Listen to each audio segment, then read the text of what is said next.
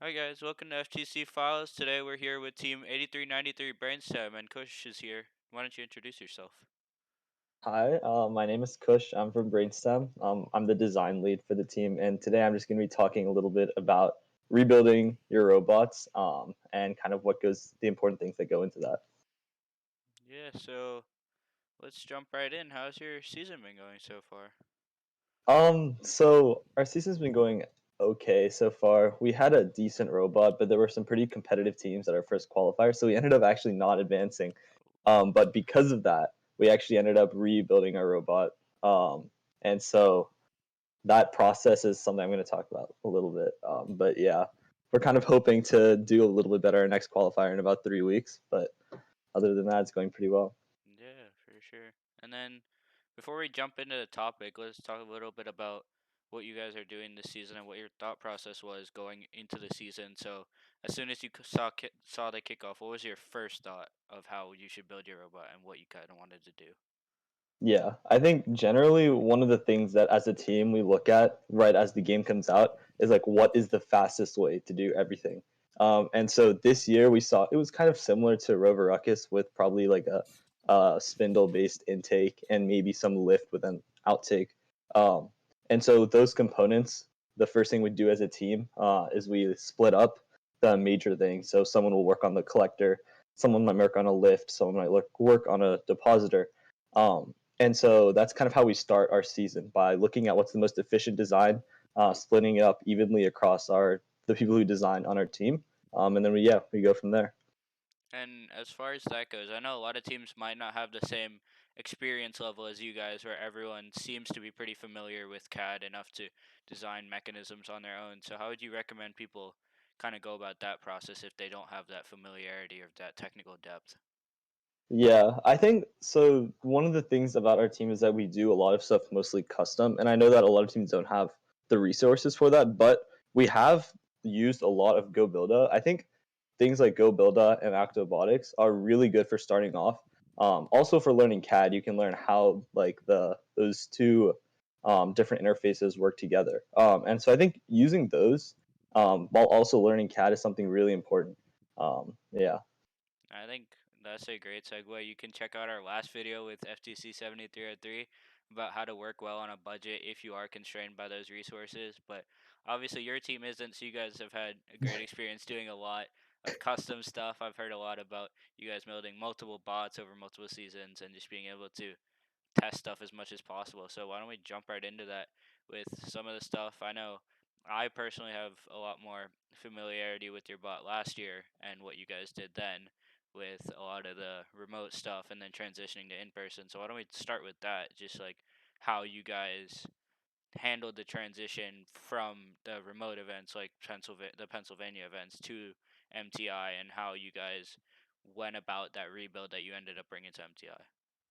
Yeah, so last year was probably one of the most prominent years in terms of rebuilding for us. We had 4 robots in total, but it came down to optimization. So our very first iteration of our robot is the one that everyone saw in all the videos, and we were really happy with that robot, but we weren't fully satisfied. We wanted to see how fast could we get everything, and so one of the biggest things that kind of came out last year was optimization of every single subsystem. So if we could make our collector zero point 0.1 seconds faster, our transfer zero point 0.1 seconds faster, if anything could be just a few milliseconds faster in the long range of things, in a remote match at least, that would allow us to be significantly faster and have significantly higher scores. And so as we came out of our first few qualifiers, we were thinking, how could we make individual subsystems of our robot faster? So our second robot that year was the same as the first robot. It had a wider intake, so we could collect rings with more variability. And then it had the wheels parallel to the front of the field rather than perpendicular. So we could actually drive sideways really fast, but going forwards and backwards would be a strafing motion. And that was purely built for a remote standpoint because we wouldn't ever use that in an actual match. We would just get pushed around. That robot ended up being pretty good, but it wasn't as good as the first robot. And then the fourth version of our robot, I'm going to skip over the third because it's not super important, but the fourth version was the one we brought to MTI. And going into that competition, we knew that defense would be extremely prominent. And some of the things that we would that we were planning on doing to counter that was to build a stronger drivetrain, which we ended up doing. We also had our lifting turret, but because of the rule change and then them reverting the rule change, we ended up taking it apart, and we didn't have much time to rebuild that. Um, but for MTI, we wanted to rebuild our robot not for optimization or optimization from the standpoint of defense. So we built a better drivetrain, a better collector, a better transfer system, and a better turret overall. That were all really good for remote, but even better for an in-person competition. Obviously, we could have done better at that competition. There were some things we could have done um, that could have been more elegant, but overall, it was a pretty good season. We got to learn a lot about how to optimize the robots. And yeah, Yeah, how would you? So I know personally, I got to see a lot of the process behind you guys when you were designing your turret and some of the mechanisms that you used last year, and then going forward into this year, I know you guys used the turret again. So talk to me a little bit about how you guys have ended up using those for the past 2 years, and then how you guys, what you guys think about diving into specific different mechanisms, just like the thought process behind why you choose stuff and how you come about those decisions. yeah. So turrets in general were something we haven't experimented with until last year. Um, and we found that they actually, if we can do them properly, especially with odometry, their effectiveness can be insane. You can have some really, really good optimization if you have a turret. And so we wanted to try to implement that this year as well. And it hasn't been as successful, but we're still working on it. But one of the things that we look at in optimization in general is modularity of a robot. So being able to take apart the entire robot with just like 9 or 10 screws, that's something we could do last year. And it allowed us to say, here's a new design for our transfer system. It runs theoretically zero point 0.2 seconds faster. And so we could take apart that entire subsystem in 5 or 10 minutes, put the new one on, and instantly test it. And so being able to iterate with a really modular design process is something that we've found is super helpful in getting higher scores and getting better subsystems, and in general, like being having a better robot. Yeah, and you can see on screen here as I transition it that the design process that goes into the turret that they're using this season, which is personally I think it's a really cool mechanism. I don't know how much about it is public, but it's a really cool mechanism. It works really well. And my biggest takeaways from your experience last year, as you mentioned, were that you guys focused a lot on being able to optimize to the infinite amount or trying to reach the asymptote of how much you could score consistently and then bringing that to the in-person table, just keep working on trying to score as high as you can with the new characteristics of in-person play added in, so working on your drivetrain, working on being able to take hits, stuff like that. So Yeah. uh, adding on to that, how do you guys use that experience that you've gained, obviously from last year, but from years prior as well, to as you were talking about rebuild this year, and kind of just think about how you're optimizing from what was probably unfortunate at your first qualifier? Yeah. So one of the things that's great about having a pretty sustainable team is that there's always documentation about previous designs. So like one of the things that I'll talk about specifically is lift systems. So like going into Rover Rockets, which is a while back, we didn't actually have any good prototypes of lift systems. But coming out of that year and from that year up until now, we've used a really similar system for the slide inserts for slide mounting. And that has helped us make our designs more efficient every year so we don't have to go through that learning curve every single year of how do we make our lifts as fast as possible. But there's always things that we test every year. So like constant force springs is something that we've really experimented with. We think they're really helpful. So every year there's a new learning curve, but we often use things from the past where we've already had that experience in certain things that are pretty hard to build. And that allows us to optimize our robots faster, quicker, and in general, build a better robot every year. And you could see on screen there the process that they went through with their lift system and how they use it in conjunction with their turret to be as efficient as possible. So I know a lot of the optimization that you mentioned was at the highest end, so those zero point 0.1 seconds shaving off whatever you can. And that obviously is super relevant for top teams who are trying to get all the way up there to winning Alliance Captain at Worlds. But Yeah. uh, for those who aren't quite at that level yet or who are trying to get there, what would you recommend for taking big chunks off your time and trying to be as efficient as possible on a smaller scale? Yeah, I think that one of the things that a lot of teams get caught up with, that a lot of teams get caught up in, is trying to be the meta. And I think it's important that you try to innovate and you try to have a really good idea. I think like that's what Gluten Free was known for. They were known for building the best robot, building the meta. But oftentimes, whenever smaller and newer teams try to do that, it doesn't work out so well, and your season might get cut off early. So I think it's important to like implement your own uniqueness into all of your robots and have your own designs, but also to look at what's successful in the actual competitions. Look at what teams are winning and what's making those robots the best robots in the world. And so you should take a lot of inspiration from some of the teams. So I know like 14481 is a really, really nice robot, and their use of odometry. Um, I think what's that other team? Technical difficulties has a really like one of the best autos we've seen in general in FTC. So I think learning from other teams is one of the most important parts of building a good robot. Yeah, and if you've made it here already, you're in a good place to learn from some of the best in the world. So feel free to check out all our other videos. And as we're on Don't Blink's channel, feel free to check out their odometry implementations and some of the tutorials that they've made. But also, as far as this season goes, I definitely agree with what you're saying. I'd say some of the other teams to watch are 11260, who have a phenomenal autonomous, getting 9 in Yeah. auto, which was really Hmm. cool to see. So just seeing how people take their technical mastery of simpler concepts relatively to such a high level is really important. And if you're here, if you're in the FTC Discord, which I'd hope you are if you're on FTC files, is generally a good place to start and just be active, be questioning, and yeah, it'll help a lot with optimization. I know I've seen that personally, and I'm sure Yeah. you can relate. Yeah. And then so yeah, as far as optimization goes, talk about what you guys are trying to fix right now with your optimization from what you've learned throughout this season so far, and what have been your big challenges in optimization. Yeah, so I think one of the things that it unfortunately came down to for us this year was that over half of our team is seniors. And so for the early part of the season, a lot of us were dealing with college apps. And the other students, it's a lot of sophomores. So they were also going up some learning curves of designing and programming.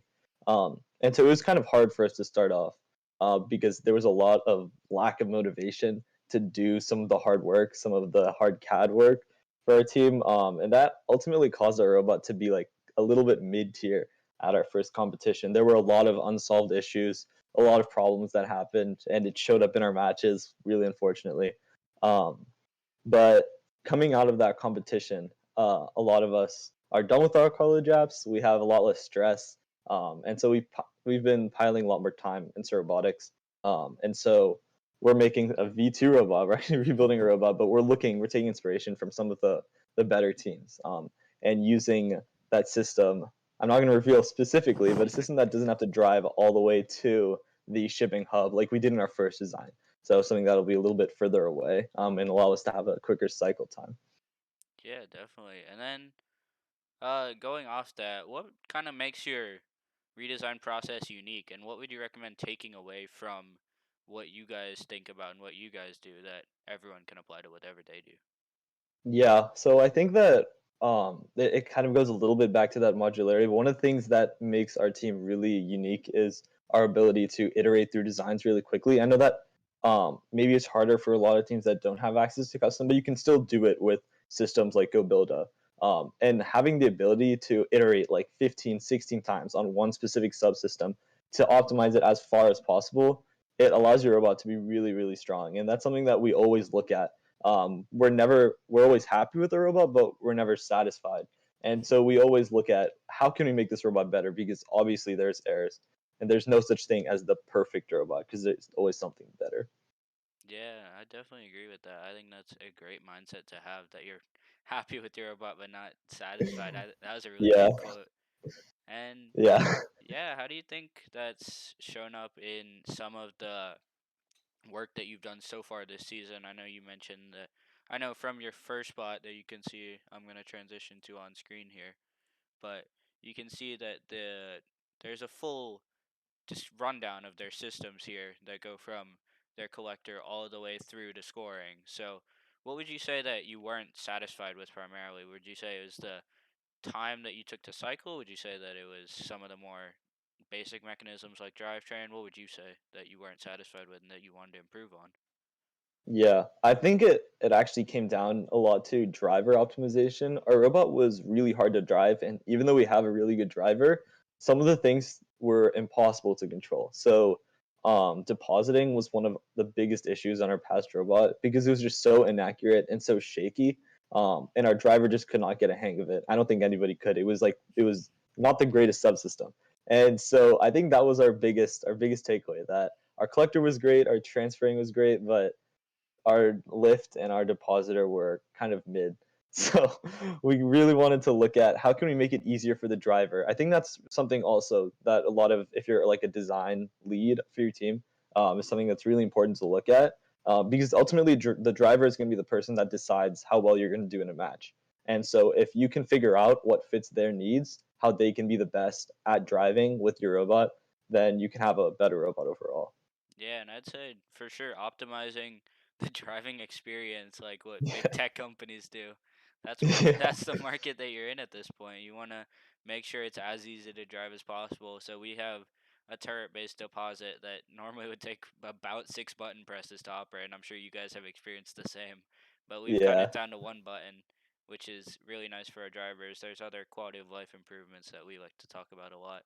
But Yeah. just having that ease of use, having the optimization that, oh, you do one thing, it does it right, and it works as efficiently as possible every time is really important, and I'm sure you can concur. And then probably take it a step further, but what you could see on the screen there was their full bot, and the mechanism that Kush was talking about that wasn't working was that deposit with the yellow cube inside of it that you can see at the back. But yeah, do you have any other tips you'd like to mention that would be helpful for anyone going through this process right now as we're getting closer to state championships? Yeah, I think generally just keep your head up, I guess. Like this is like a really terrible year if you're starting out in FTC because only two teams, three teams, maybe four in some states are advancing, and there are some really, really good teams that are going to get left behind because of this advancement system. And so I think that if you don't advance, it's not like oh, this team was better than us, or you should just look at it as like a learning experience. It was unfortunate, but everyone's robot is it's like up to how they perform in competition. Bad things can happen, but you always just have to look at how can I be better next time? What can I do to have this not happen? How can I fix all the sources of error?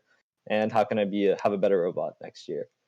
Yeah, and take it from a phenomenal source who have a ton of experience on the highest level of competition. I mean, what else can you say? Yeah, Yeah. thank you.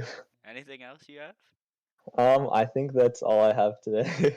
Alright, well, thank you guys for watching this episode of FTC Files. If you want to contact us, feel free. We're both on that FTC Discord and very active, and we'll put links down in the description for both of our teams.